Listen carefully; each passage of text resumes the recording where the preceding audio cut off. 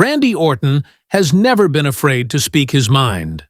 But when he recently confirmed the long-standing resentment many wrestlers have toward Hulk Hogan, it reignited decades of hidden stories and betrayals.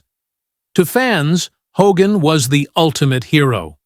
To many wrestlers backstage, he was a manipulator who always put himself first. This resentment didn't happen overnight. It was built over years of incidents where Hogan's actions directly hurt others. In the 1980s, Jesse Ventura attempted to form a union for wrestlers. His plan was to give wrestlers the same protections athletes in other sports had: health insurance, retirement benefits, and security for the future. But the plan was stopped before it could begin.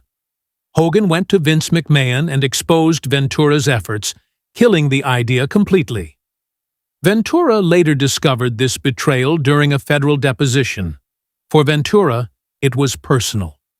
He considered Hogan a friend, but Hogan chose to protect his spot rather than fight for everyone's future. Without that union, generations of wrestlers worked without safety nets or protections, and Ventura admitted he never forgave Hogan. In 1991, The Undertaker defeated Hogan at Survivor Series to become WWE champion. Instead of celebrating, Undertaker found himself shaken. Hogan claimed that Undertaker's tombstone piledriver injured his neck. Undertaker feared he might be labeled unsafe in the ring. But when the footage was reviewed, Hogan's head was clearly protected. There was no injury. The claim was a lie, used to protect Hogan's reputation and justify losing the title. For Undertaker, known for professionalism and respect for the business, it was a devastating realization that he had been manipulated. 2 years later, Bret Hart's career collided with Hogan's politics. By 1993, Bret had the momentum to be WWE's top star.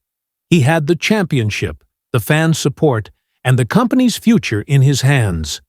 But when it came time for Hogan to pass the torch, he refused. Hogan chose to drop the title to Yokozuna instead, claiming Bret wasn't in his league.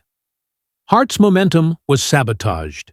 Years later, Hart made his feelings clear, openly calling Hogan a phony piece of garbage. These weren't isolated events. They revealed a pattern. Hogan chose self-preservation over fairness, damaging the careers of those around him. Wrestlers knew that working with Hogan meant risking being buried or pushed aside if it suited him. Decades later, Hogan's image would suffer its most devastating blow outside the ring. In 2015, audio recordings surfaced of him using racist slurs while speaking about his daughter's personal life. The fallout was immediate. WWE terminated his contract, erased him from their platforms, and even removed him from the Hall of Fame. The wrestling world was stunned. The New Day publicly rejected his apology, saying it felt insincere. Mark Henry, a respected veteran, said Hogan's words caused real pain and that forgiveness wouldn't come easily, if at all. Even Randy Orton quietly supported posts on social media calling Hogan racist. For many, the scandal wasn't an isolated mistake. It reframed his entire career.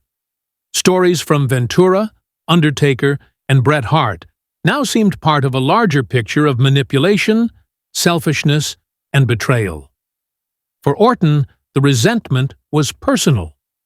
In 2006, during his rise as the Legend Killer, WWE planned for him to defeat Hogan at SummerSlam. It was supposed to be the ultimate passing of the torch. Instead, Hogan refused to lose. Orton was forced to take the defeat, damaging his momentum at a crucial time in his career. Even years later, Orton acknowledged that Hogan's refusal to step aside hindered his trajectory. He was not alone. In 2005, Shawn Michaels faced Hogan at SummerSlam in what was planned to be the first of multiple matches. The idea was for Hogan to win the first, Michaels the second, and a rubber match to settle the feud. but Hogan refused to lose. In protest, Michaels oversold every move during the match, turning it into a strange display of exaggerated theatrics. Hogan walked away with the win. Michaels never got his rematch, and the bitterness remained. Behind the scenes, Hogan battled personal demons.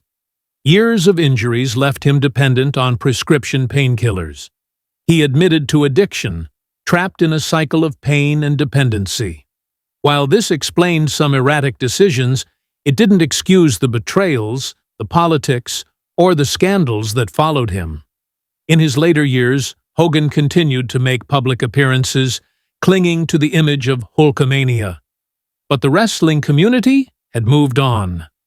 When he passed away in July 2025, the response was muted compared to what might be expected for someone once considered the face of the industry. Many colleagues remained silent. Others, like Shelton Benjamin, openly criticized him for dishonesty even in his final days. Looking back, Orton's comments confirmed what many wrestlers had felt for decades. Hogan's legacy wasn't just about one man's success. It was about the cost others paid for it. From sabotaging Jesse Ventura's union, to lying about Undertaker, to refusing Bret Hart, to burying Orton and Michaels, to the racism scandal that shattered his image, the list of betrayals is long. Hogan did change wrestling forever. He brought it into the mainstream and inspired millions of fans. That part of his story cannot be erased, but the cost of that legacy was enormous. It was carried by wrestlers whose careers he damaged, by fans whose trust he betrayed, and by the colleagues who never truly forgave him.